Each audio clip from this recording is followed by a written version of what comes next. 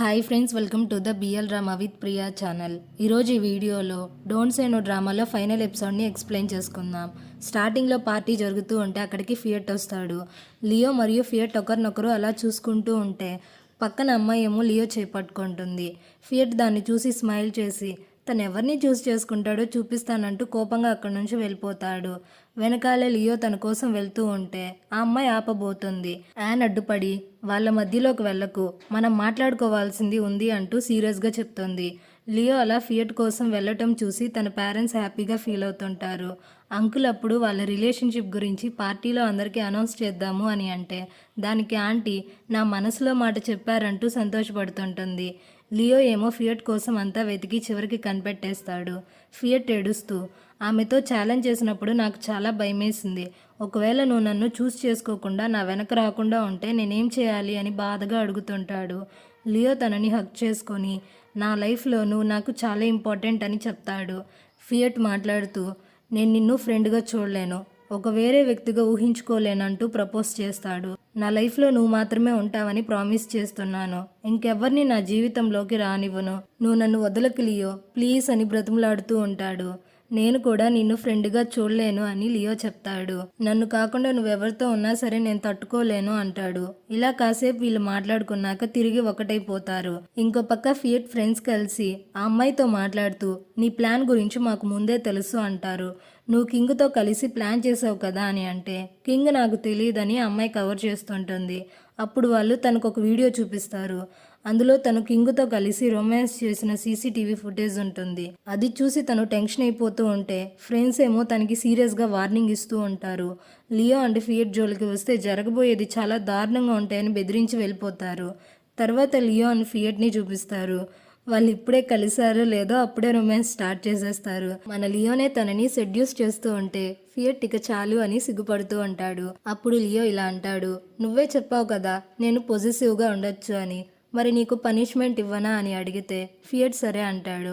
Leo తన coat బటన్స్ని తిరిగి వేసేస్తూ first అమ్మను కలిసేసి వద్దాం, తర్వాత నీ అవుట్ఫిట్ని పూర్తిగా తీసేస్తానంటూ రొమాంటిక్గా చెప్తాడు. వీళ్ళ మాటలు చాటుగా విన్న లియోన్ చాలా సంతోషిస్తూ ఉంటాడు. వెంటనే ఫోబ్ని తలుచుకుని తనని బాగా మిస్ అవుతున్నా అనుకుంటాడు. అప్పుడే తనకి ఫోబ్ కాల్ చేసి కింద ఉన్నానని పిలుస్తాడు.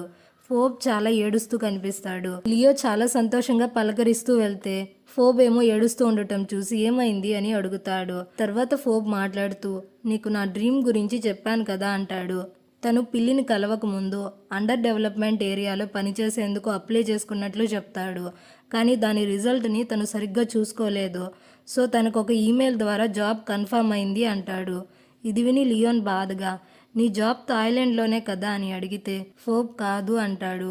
ఎప్పుడు వెళ్ళిపోతున్నావని లియోన్ ఏడుస్తూ అడుగుతాడు. నెక్స్ట్ వీక్ అని ఫోబ్ అంటాడు. అక్కడ ప్రజలకి అత్యవసరంగా ఉంది, పిల్లలేమో అనాథలుగా ఆకలితో ఉంటున్నారు, అందుకే నేను వెంటనే బయలుదేరుతున్నాను అని చెప్తాడు. దీని గురించి ప్రొఫెసర్తో కూడా ముందే మాట్లాడేశాను, గ్రాడ్యుయేషన్ పార్టీకి నేను అటెండ్ అవ్వలేను అంటాడు. అంతా రెడీ చేసుకున్నాకే నాతో చెప్తున్నావా అని లియోన్ ఏడుస్తూ ఉంటాడు. ఇప్పుడు నన్నేం చేయమంటావు, నీకు జాబ్ వచ్చినందుకు కంగ్రాట్స్ చెప్పాలా అంటాడు. తర్వాత నన్ను కూడా నీతో పాటే తీసుకొని వెళ్ళు అని అడిగితే దానికి ఫోబ్ ఒప్పుకోడు. ఎందుకంటే ఫోబ్ ఎలాగైతే తన డ్రీమ్ కోసం పేదవాళ్ళకి అవసరం ఉన్న వాళ్ళకి హెల్ప్ చేయాలనుకుంటున్నాడో సేమ్ అలాగే లియోన్ తన జీవితాన్ని ఒక ప్లేస్లో గడిపేయాలి అనుకుని ఉంటాడు. అందుకే తను థాయిలాండ్లోనే సెటిల్ అవ్వాలనుకుంటాడు. ఈ విషయమే ఫోబ్ మాట్లాడుతూ ఏదో ఒక రోజు నువ్వు నన్ను ద్వేషిస్తే దాన్ని నేను తట్టుకోలేను అంటాడు. అయితే నాతో బ్రేకప్ చేసుకుంటున్నావా అని లియోన్ అడుగుతాడు. ఫోబ్ అదే ఆలోచనతో ఉన్నట్లు మనకు అర్థమవుతుంది. లియోన్ పాపం చాలా ఏడుస్తూ ఇది చాలా దారుణం, నేను నీ డ్రీమ్ని ఎప్పుడూ అడ్డు చెప్పలేదు అంటాడు. నేను కూడా నీ డ్రీమ్ని నాశనం చేయాలనుకోవట్లేదు అని ఫోబ్ అంటాడు. లియోన్కి అయితే అసలు ఏడుపు ఆగటమే లేదు. నువ్వు నా లవ్ని యాక్సెప్ట్ చేసిన కొన్ని రోజులు కూడా కాలేదు, అప్పుడే బ్రేకప్ చెప్తున్నావా అంటాడు. ఫోబ్ నన్ను క్షమించు అంటూ లియోన్ని పట్టుకొని ఏడుస్తూ ఉంటాడు. ఇంకో పక్కేమో లియో అండ్ ఫియట్ని చూపిస్తారు. వీళ్ళిద్దరూ రూమ్కి వెళ్ళి మరీ రొమాన్స్ స్టార్ట్ చేసేస్తారు. తిరిగి ఒకటైపోయినందుకు బాగా ఎంజాయ్ చేస్తూ ఉంటారు. నెక్స్ట్ డే లియోన్ ఒంటరిగా కూర్చొని పాపం ఏడుస్తూ ఉంటే లియో తన దగ్గరకు వెళ్ళి అమ్మ నాకు జరిగిందంతా చెప్పింది, నువ్వు ఫియట్ని హక్ చేసుకుని ఏడవటం గురించి అమ్మ నాకు చెప్పి ఏదో సంథింగ్ జరుగుంటుందని అన్నారు. నువ్వు నీ బ్రదర్తో ఏదైనా చెప్పాలనుకుంటున్నావా అని లియోన్ని అడిగితే తను బ్రేకప్ విషయం చెప్తాడు. అలాగే మనం ఎవరినైనా ప్రేమిస్తే వాళ్ళని మనతోనే ఉండమని ఫోర్స్ చేయలేము. ఈ విషయం నాకు ఇప్పుడే అర్థమైందని, తను ఫోబ్ని చాలా ఎక్కువగా ప్రేమిస్తున్నానని అంటాడు. అప్పుడు లియో మాట్లాడుతూ, నేను ఫియట్ కోసం ఎంతకాలం ఎదురు చూశానో నీకు తెలుసు కదా. నా జీవితాంతం ఎదురు చూడాల్సి వచ్చినా సరే నేను అదే చేసేవాణ్ణి. ఈరోజు లేదా రేపు ఎప్పుడైనా సరే నువ్వు తనని ప్రేమిస్తూ ఉంటే నీకు కూడా సరైన టైం వస్తుంది. ఎదురు చూడాలో లేదో అది నీ ఇష్టం అని చెప్తాడు. తనెప్పుడు తిరిగి వస్తాడో నాకు తెలీదు అని లియోన్ అంటాడు. అలాంటప్పుడు తన మెమరీస్ని నీ మనసులో దాచుకో అని లియో అర్థమయ్యేలా ఎక్స్ప్లెయిన్ చేస్తూ తమ్ముడు ఎలా ఫీల్ అవుతున్నాడో తనకి అర్థమవుతుందని చెప్తాడు.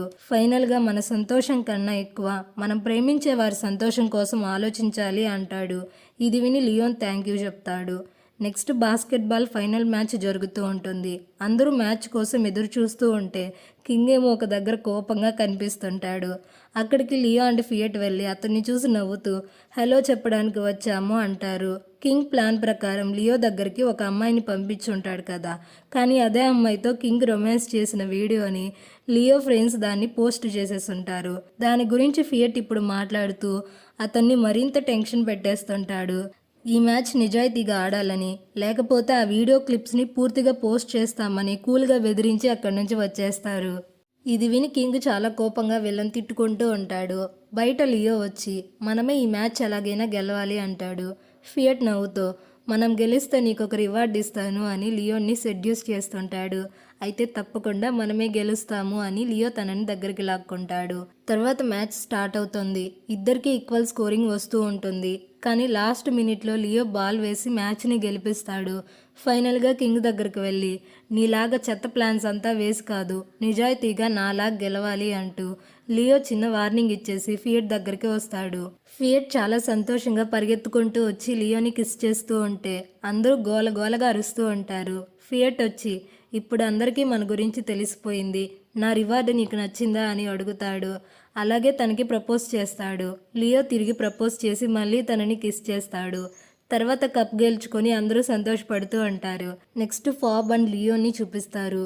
తనని ఎయిర్పోర్ట్లో సెండ్ ఆఫ్ ఇవ్వడానికి లియోన్ వెళ్ళుంటాడు. నువ్వు జాగ్రత్తగా చూసుకో, ఎక్కువ వర్క్ చేయకు, టైంకి తిను అని కేరింగ్గా మాట్లాడుతూ ఉంటాడు.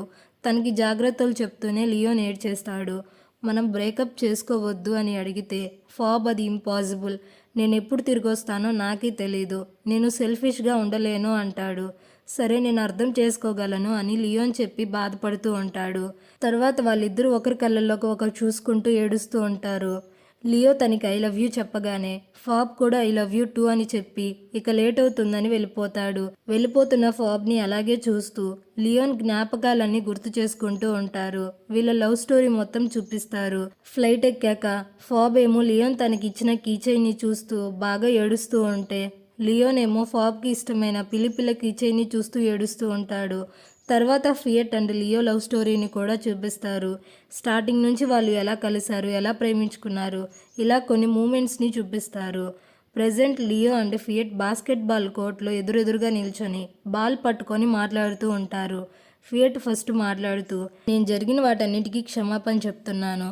నేను కొన్ని తప్పులు చేశాను, నిన్ను దూరం పెట్టాను, నీ మనసును బాధ పెట్టాను. డేటింగ్లో ఉన్నప్పుడు కూడా నిన్ను చాలా దూరం పెడుతూ బాధ పెట్టాను. కానీ నాకే తెలియకుండా ఒక పర్ఫెక్ట్ బాయ్ ఫ్రెండ్గా మారిపోయాను. అలాగే నా పూర్తి మనసుతో నిన్ను ఇప్పుడు ప్రేమిస్తున్నాను అంటాడు. ఈసారి లియో బాల్ తీసుకొని మాట్లాడుతూ నా జీవితంలో ఒక అబ్బాయి ఎప్పుడూ నా పక్కనే ఉండేవాడు.